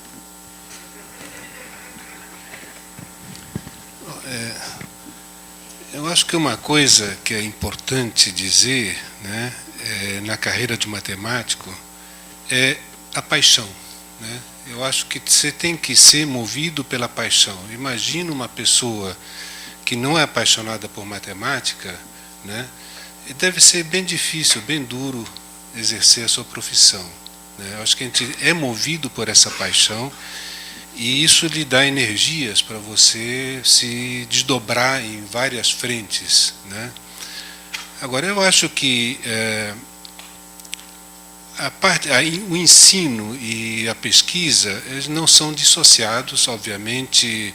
Se você fala de ensino nível mais básico, né, talvez não haja essa relação tão direta, né, mas você interagir com teus alunos de pós-graduação é uma coisa, digamos, de mão dupla em geral, né? Quer dizer, no meu caso, quando eu escolho um problema, quando um aluno vem me pedir para orientá-lo, né, eu digo, bom, então vamos começar do zero, vou escolher alguma coisa que eu não domino, que eu não sei, né, e vamos fazer juntos. E desta maneira que a gente tem conseguido progredir, né? Por isso que eu digo que meus alunos são meus colaboradores, são meus jovens colaboradores, e no final acaba sendo uma colaboração a mais longo prazo, porque a gente estabelece vínculos, né? Então, aquela coisa, né? Eu acho que se perguntarem quantas horas o matemático trabalha, né? Eu acho que todas as horas, né? Mesmo que não receba por isso, né? E, enfim, a gente trabalha o tempo todo. Por isso que cabe tanta coisa no dia. E precisa ficar jovem. Eu não sei se eu entendi exatamente a pergunta, qual é o cenário, como que a análise funcional está distribuída no Brasil, como que, quer dizer, análise, talvez eu não tenha assim uma informação muito precisa sobre isso, porque a análise funcional ela é uma ferramenta importante em diversas outras áreas da matemática, né? Por exemplo, é totalmente inconcebível você estudar equações a derivadas parciais sem utilizar a análise funcional. Então, obviamente, todos os grupos de equações a derivadas parciais no Brasil têm pessoas preocupadas com análise funcional, né? A análise funcional também está relacionada com problemas inversos, está relacionada com muita coisa. A minha interação com a análise funcional vem através da teoria das álgebras de operadores, que é a formalização matemática da mecânica quântica, né? Nós temos um grupo que está bem grande lá em Florianópolis. A gente tem 5 docentes contratados pelo Departamento de Matemática que atuam nessa área, né? A gente tem um seminário que tem mais de 10 pessoas. É um grupo que eu saiba, só lá em Florianópolis a gente tem um grupo no Brasil de matemáticos trabalhando com análise funcional desse ponto de vista. Os físicos têm um interesse muito grande em entender também esse formalismo, uma vez que tem relação com a mecânica quântica, né? Mas, enfim, acho que não sei se eu esclareci sua questão. Se você quiser complementar ela, posso tentar falar mais um pouco.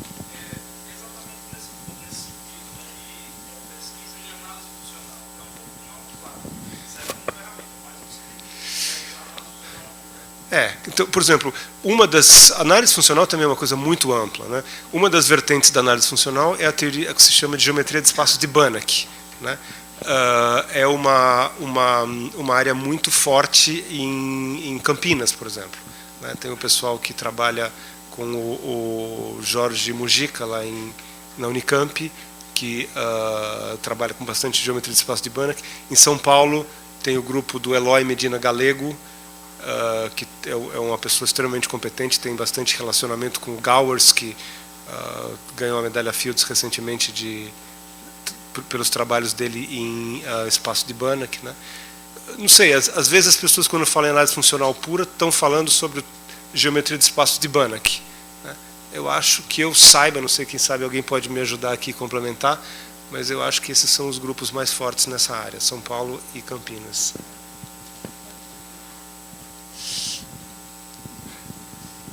Na Paraíba também tem o grupo do Daniel Pellegrino, agora na Paraíba.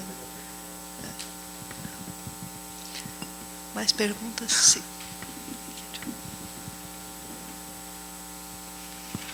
Bom, gostaria de fazer uma pergunta para a professora. É porque a senhora falou sobre educação matemática, e um dos movimentos de educação matemática que surgiu de um brasileiro, até ele criou o termo, foi a etnomatemática. Gostaria que a senhora falasse um pouco para a gente sobre o tema. A senhora conhece? Eu não entendi sua pergunta. Tá ligado? Sobre o quê? Tá ligado. Certo. Bom, sobre a etnomatemática, que foi uma... A etnomatemática. Certo? A etnomatemática. Isso, para a senhora comentar um pouco, falar um pouco da importância, porque ela surgiu com um brasileiro, né? E é um movimento que ganhou renome internacional. Tudo. Exatamente isso. A etnomatemática procura trazer a matemática exatamente para o ambiente onde ela precisa ser feita. E foi mostrado muito que, por exemplo, não somente uma matemática institucionalizada que temos, os povos, os primitivos e não primitivos, agora tem muito o quê? Uma maneira de resolver seus problemas. Entendeu?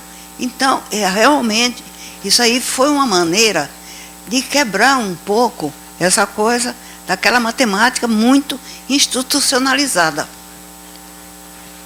Então, são as coisas. É preciso o quê?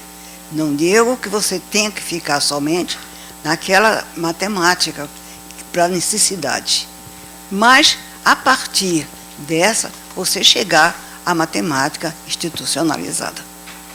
Não sei se eu lhe satisfiz, mas é uma vertente, e uma vertente que procurou modificar bastante a maneira de você ensinar matemática. Entendeu? Só mais uma pergunta. Esse trabalho da etnomatemática, ele tem alguma influência no projeto desenvolvido no Fundão? No projeto da universidade? Não, lá no Fundão não temos. Mas, por exemplo, temos agora um grupo que está trabalhando exatamente com deficientes físicos, deficiências visuais. Quer dizer, é uma maneira de mostrar como você pode ensinar a matemática.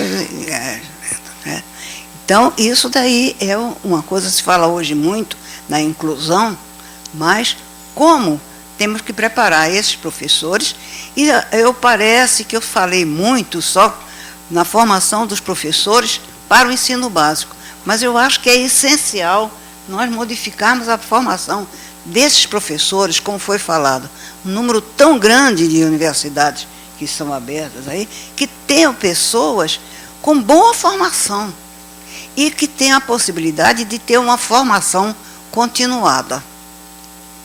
Porque não é de uma hora. Eu com esse meu tempo todo, 70 anos que eu ainda estou procurando aprender, vendo assuntos novos que eu não tive na minha formação. Né? Então, eu acho que tem que mostrar essa vontade de você poder sempre estar aprendendo. É um termo que se usa muito. Nós temos que ensinar os nossos alunos a aprender.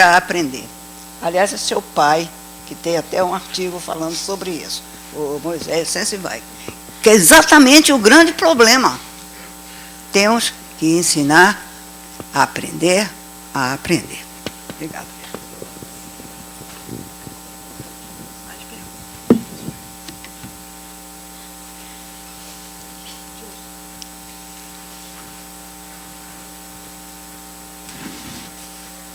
Minha pergunta é mais relacionada à pesquisa. A gente tem visto, os professores têm falado de uma expansão universitária, a gente tem visto muitas universidades abrindo, muitos cursos abrindo.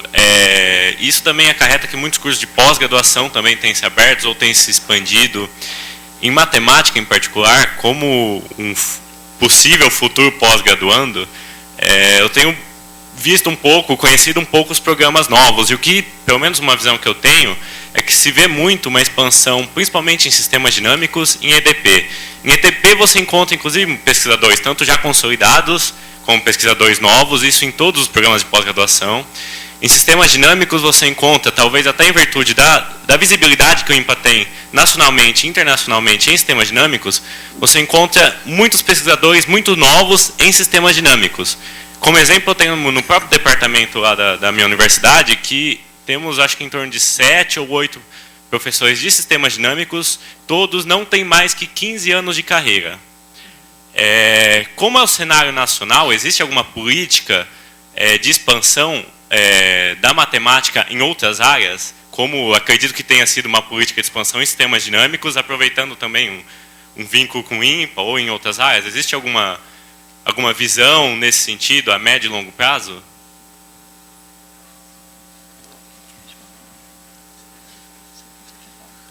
Exatamente, acho que você tem bastante aplicações.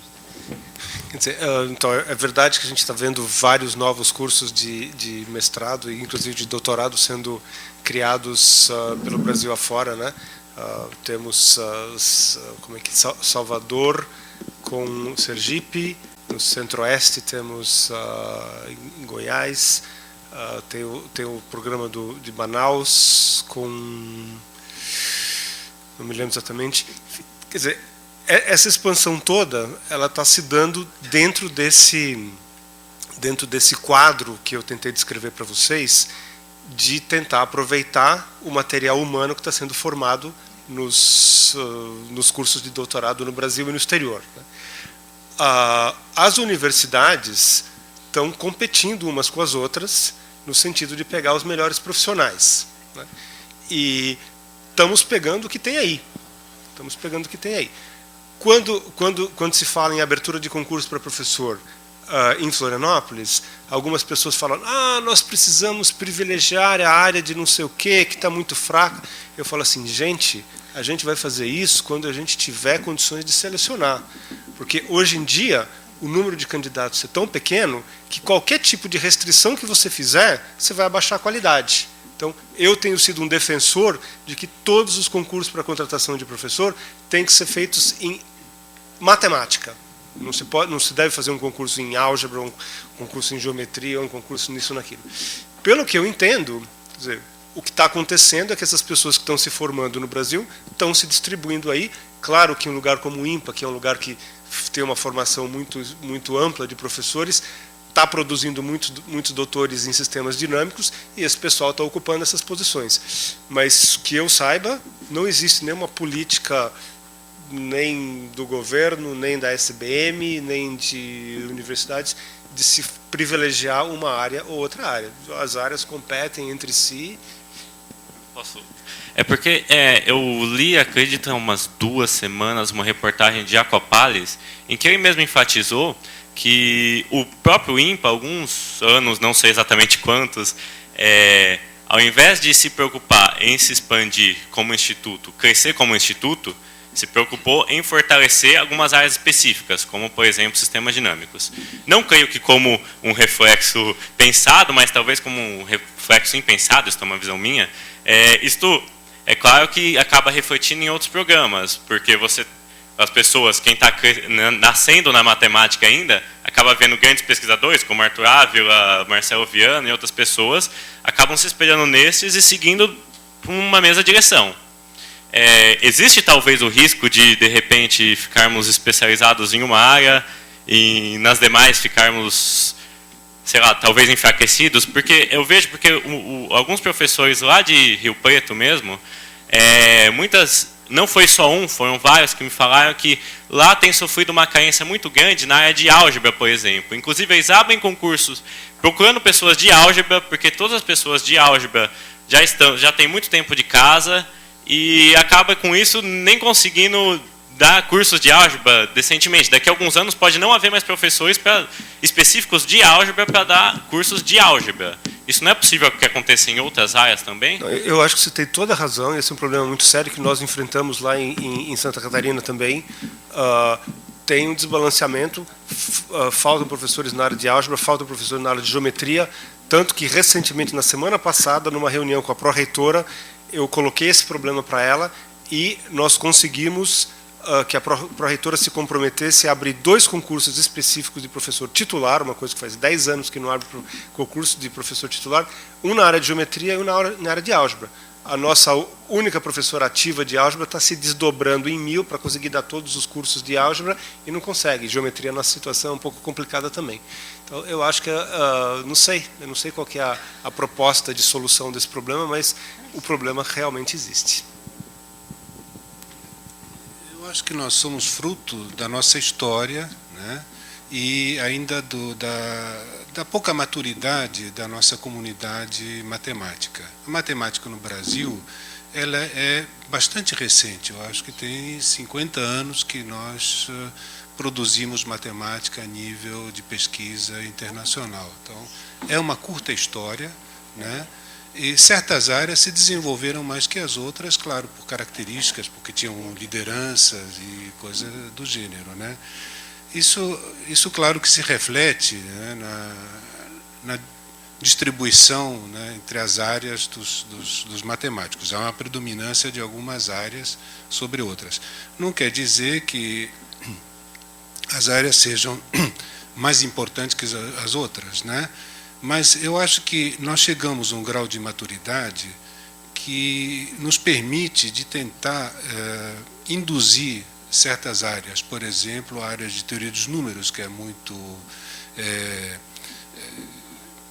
precária aqui no Brasil, tem muito pouca gente trabalhando, né? Sempre que aparece um pedido de bolsa para o exterior com qualidade, as bolsas para o exterior para doutorado são muito poucas. Quer dizer, o CNPq, desde há algum tempo, ele não está privilegiando mais bolsa no exterior. Quer dizer, aquele tempo de vacas gordas que o Rui falou, que eu também me beneficiei, né, não existe mais. A disputa hoje é muito acirrada, né, e passa também por, digamos, incentivar algumas áreas que são carentes no Brasil. Porque dificilmente alguém que quer fazer um doutorado em sistemas dinâmicos vai ganhar uma bolsa para ir para o exterior para fazer um doutorado em sistemas dinâmicos, porque existe no Brasil, né, competência para isso. Mas se existir um bom candidato para a teoria dos números ou para alguma área de álgebra que não esteja tão desenvolvida no país, esses pedidos são, digamos, privilegiados, uma certa indução, né? Nos comitês do CNPq, no comitê de CNPq, existe a tentativa de equilibrar os recursos entre as várias áreas. É claro que certas áreas predominam, né? Mas se procura fazer uma distribuição de recursos, né, que leve em conta a matemática aplicada, que leve em conta as EDPs, que leve em conta a álgebra. Há representantes das diversas áreas no comitê, de modo que a gente possa tentar uniformizar um pouco, distribuir melhor os recursos, né? Agora, a gente vai ter que arcar com isso, é a nossa história, né? Nós temos uma predominância de sistemas dinâmicos no país, depois tem bastante gente em EDP, pouquíssima gente em álgebra, né? E outras áreas, então, nem se fala. Mas eu acho que com o amadurecimento a gente vai alcançar um equilíbrio melhor. Fazer uma pequena observação só a respeito desse problema, que eu acho que é realmente muito importante, mas tem um detalhe que é a questão regional. O país ele está agora, a matemática está chegando nos lugares mais afastados do país, menos centrais, exato, e nesses lugares a carência é geral, não é só em álgebra, não é só é geral, todas as áreas, entendeu? Então, assim, existe ainda muito espaço para expandir, mesmo em sistemas dinâmicos, né, nas outras áreas do país, que não são muito atendidas, que não são atendidas, na verdade, são pouco atendidas, na verdade, né? Isso a gente vê lá em regiões como Alagoas. Quando eu cheguei lá na UFAL, 8 anos atrás, tinham 7 doutores na universidade, em matemática, né? Então, 7 doutores na universidade que atendem quase 20 mil alunos em matemática, é um número muito pequeno para uma capital, Maceió, né? E no interior de Alagoas não tem doutor simplesmente em matemática, né? Interior, estou falando, é uma cidade a 2 horas de Maceió, digamos assim, um polo da região, né, do agreste alagoano. Então, ainda há muito espaço para para se expandir, né? Acho que essa questão de área é uma questão que tem que ser colocada nacionalmente, mas do ponto de vista regional ainda existe muita carência em tudo.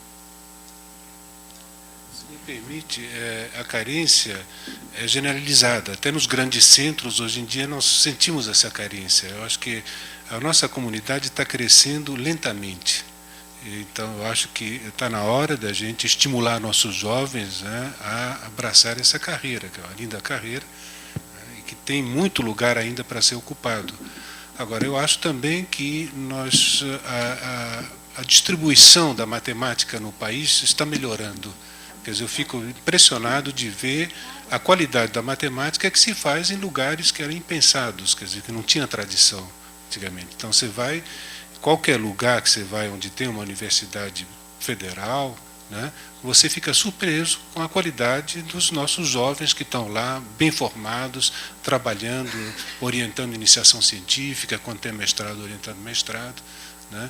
Isso é um processo lento, mas já é uma grande melhora com relação a algum tempo atrás, que não faz tanto tempo. Ainda batendo um pouco nessa tecla. Só interromper um instantinho, nós temos um churrasco, então acho que a gente tem tempo para mais uma pergunta para além da pergunta que vem a seguir. Como eu disse, batendo mais um pouco nessa tecla da falta de professores, da distribuição que não é uniforme no Brasil. Por exemplo, eu venho do centro de Belém do Pará, da Universidade Federal, que tem um problema sério, questão de mestrado, doutorado, falta alunos, às vezes, querendo fazer pós-graduação. E, às vezes, eu acho que o problema não é encontrar talentos na universidade. Já tem muitos alunos bons distribuídos pelo Brasil. Às vezes eu acho que mais fundo ainda. Por exemplo, não estou há tanto tempo na universidade, tenho 2 anos, completando agora 3 de curso, pouco tempo no ensino médio. Aí eu tinha muitos amigos que eram bons de matemática. Eles escolheram fazer, por exemplo, medicina, fazer direito, fazer engenharia, alguns deles engenharia, menos ainda. E o governo está fazendo políticas na direção de buscar talentos no ensino médio, como as Olimpíadas, o BMEP, eu mesmo fui medalhista do BMEP. Agora eu acho que falta muita coisa. Às vezes a gente não acha alunos do ensino médio que não querem seguir na área de matemática, eles não sabem o que vão fazer lá. Às vezes eles acham que é só estudar matemática, não entendem o que é pesquisa em matemática. Eu mesmo sou orientado, mas não sei muito bem ainda o que eu vou fazer no doutorado, se eu passar no mestrado primeiro, né? Tentar seguir na pós-graduação, que isso ainda é uma incógnita. E, assim, o que vocês acham que além de Olimpíadas, o que poderia se fazer no nível de ensino médio para buscar talentos para suprir esse problema?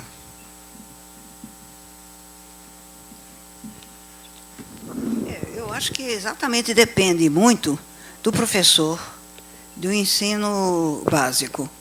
Porque se um bom professor, eu ouço muito dizer, eu não gostava de matemática, eu, por exemplo, era péssima aluna, porque não sabia fazer conta na escola primária.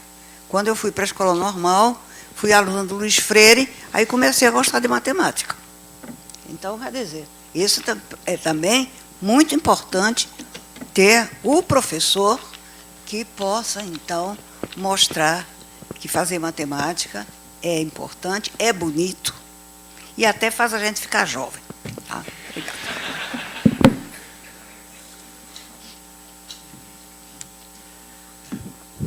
Não, na verdade, eu só quero extrapolar o problema. Todo mundo foi extrapolando do interior para o centro, aí para a da matemática, agora estou extrapolando para todas as áreas. Na verdade, eu tenho amigos advogados, advogado parece que não falta no Brasil, mas falta bons médicos, falta bons qualquer coisa, falta bom carpinteiro, falta bom pintor, eu não consigo pintar a parede lá de casa, não tem bom pintor. Então, falta bom qualquer coisa. De alguma forma, claro que a gente não vai entrar aqui na discussão das bases da educação brasileira, lá, enfim, mas as carreiras técnicas não eram bem vistas. A gente formava 700 cientistas sociais e 2 engenheiros.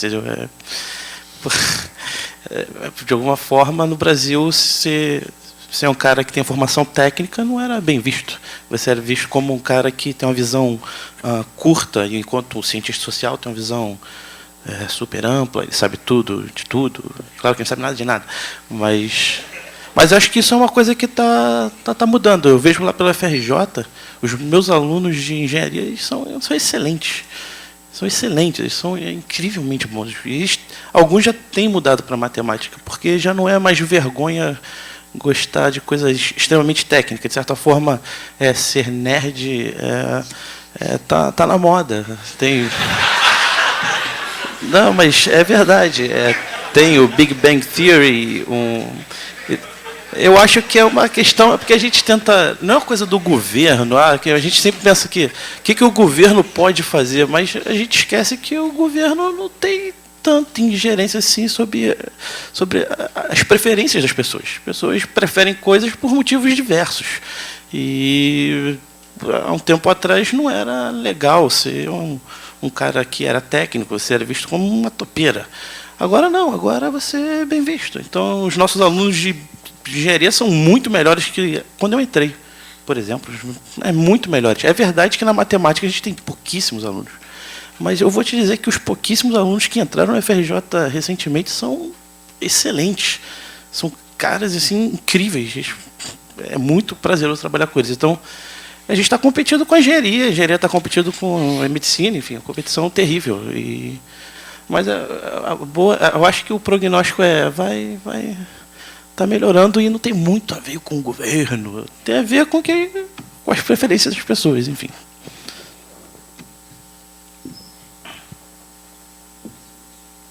Mais perguntas? Então, a nossa última pergunta.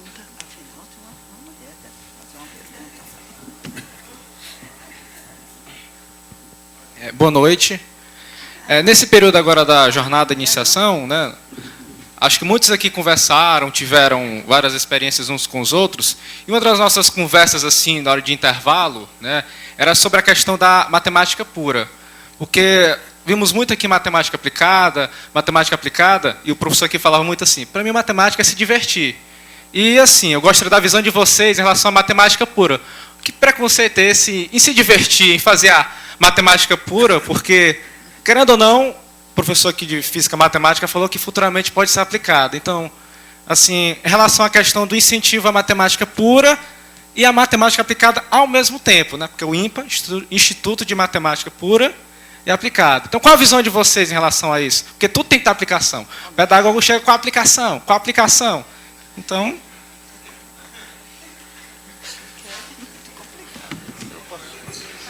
Eu sou do departamento de matemática aplicada, mas se eu conversar com qualquer engenheiro, ele fala, aplicado ao quê? Aplicado à sua diversão. Bom, enfim, às vezes esse nome tem motivos que você não... Assim, em muitas universidades no mundo todo, não é só no FRJ não, que é o caso ridículo, porque é óbvio que aquilo não é aplicado. Algumas coisas são aplicadas, outras não. O que eu faço definitivamente, enfim, é aplicado, mas eu não aplico nada.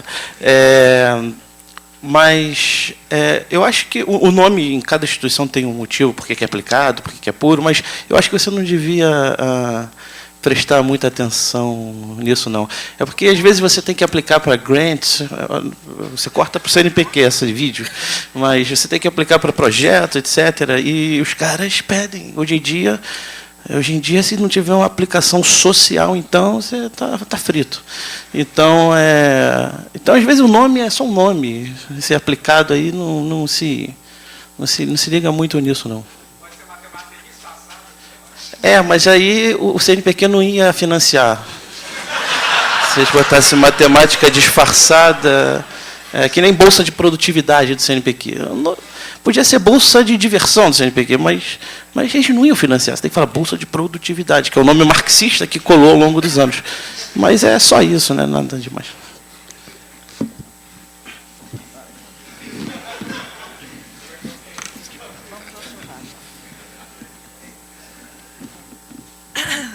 Bom, deixa eu falar umas coisas. O moderador também pode falar um pouquinho, né? Eu acho o seguinte, bom, primeiro eu estou um pouco surpresa, aliás o Roberto também levantou as sobrancelhas. Como? que tenha tido essa percepção de que aqui rola matemática aplicada só, né? Quer dizer, nós tivemos, lembro a vocês, uma palestra de curvas algébricas. Então, sim. Mas a diferença é amanhã. Né? Sim. Fazer o jornal. Eu não concordo muito lá com o Fábio, assim, que a distinção matemática pura e matemática aplicada é tão irrelevante assim. Mas eu acho que tem uma distinção importante entre matemática aplicável, matemática tecnológica, matemática industrial. Da matemática. Como? Aplicações da matemática.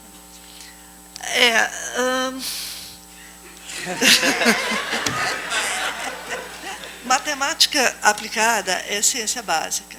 Tá? E matemática industrial tipicamente não é. Tá? Então, isso aqui é uma distinção importante.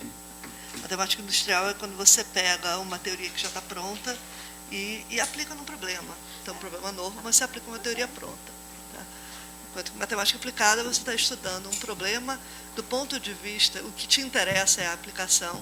Tá? Então, você se guia pela aplicação, mas o resultado pode ser inteiramente novo.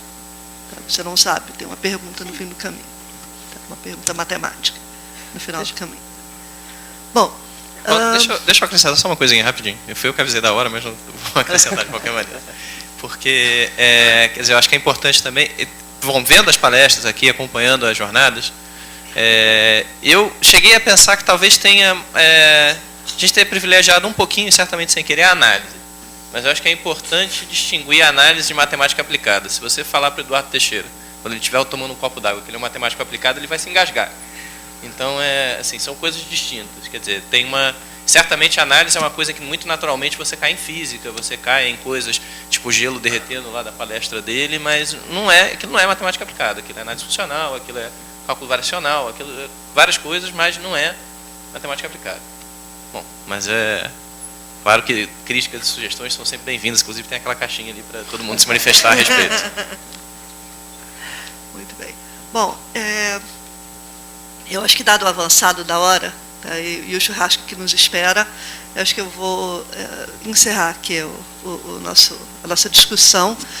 Eu queria observar o seguinte: o objetivo principal dessa mesa aqui foi oferecer um espaço para vocês fazerem perguntas sobre temas que lhes interessavam, tá? Perguntas que vocês tivessem, e só porque a mesa vai se encerrar não significa que o espaço deixa de existir. Por exemplo, pode continuar lá no churrasco, nós vamos ao churrasco, vocês podem puxar a gente num canto e fazer perguntas, tá? E depois que vocês voltarem para as suas instituições, também podem se sentir à vontade, claro que estou oferecendo o tempo dos outros, mas pode se sentir à vontade de bater na porta dos seus professores e essas perguntas que foram levantadas aqui, continuar colocando, continuar discutindo com eles. Tá? Eu espero que a gente tenha outras oportunidades de ter conversas desse tipo, e sinto muito que não foi possível discutir tudo até o fim, mas também a gente estaria aqui daqui a um ano, se fosse o caso. Gostaria de agradecer a todos da mesa pela presença, quem veio de mais longe, quem veio de mais perto, e eu queria encerrar com uma coisa também, que é o seguinte: algumas pessoas perguntaram sobre essa coisa da experiência de fazer pesquisa em matemática, o que é fazer pesquisa em matemática, o tempo que é gasto, esse tipo de preocupação. Eu queria fazer uma recomendação. Tem um livro que já tem uma certa idade, mas que é excelente para esse tipo de pergunta, que se chama justamente A Experiência Matemática. Ruben Hirsch e Philip Davis. Foi traduzido para o português e vai aí com uma recomendação bastante especial. Tá? Então, muito obrigada a todos. Vamos continuar aqui no churrasco.